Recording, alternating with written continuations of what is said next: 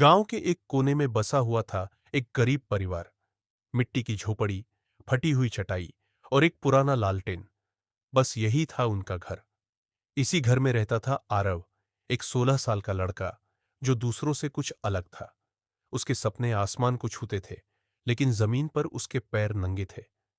आरव रोज खेतों में अपने पिता के साथ काम करता था, लेकिन जब रात होती तो वह लालटेन की मध्यम रोशनी में किताबें पढ़ता। गांव वाले हंसते थे, कहते, अरे बेटा, ये बड़े बड़े सपने मत देख, ये किताबें पेट नहीं भरेंगी। लेकिन आरव चुपचाप मुस्कुराता और कहता, एक दिन यही किताबें मेरा भविष्य बनाएंगी, मैं कुछ कर दिखाऊंगा। आरव का सपना था इंजीनियर बनना, पर उसके पास न कोचिंग थी, न किताबें और न ही इंटरनेट। गांव के स्कूल में भी अच्छी पढ़ाई नहीं होती थी, लेकिन उसके पास था संकल्प। उसने पुराने अखबारों से नोट्स बनाना शुरू किया, पुराने पन्नों पर सवाल हल करने लगा। जब स्कूल के बाद सब बच्चे खेलते, वो खेत में बैठकर विज्ञान के सूत्र याद करता। गांव की सड़क के किनारे लगे बिजली के खंभे के नीचे वो रात भर पढ़ता। 12वीं का रिजल्ट आया।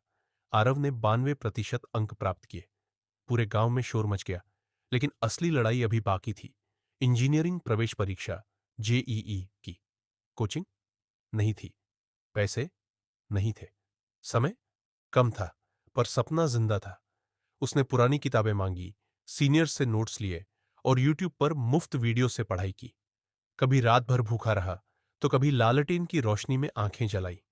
एक बार उसकी मां ने कहा, बेटा, इतनी मेहनत क्यों करता है?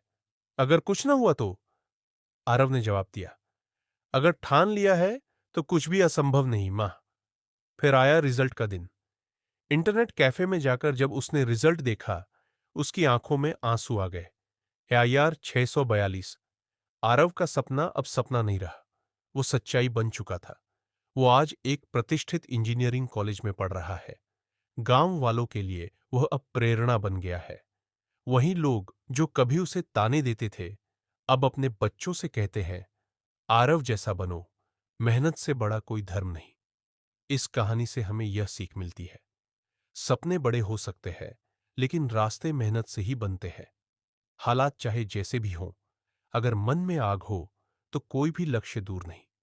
दुनिया आपको तब तक नकारेगी जब तक आप खुद को साबित न कर दो, और फिर वही दुनिया तालियां बजाएगी।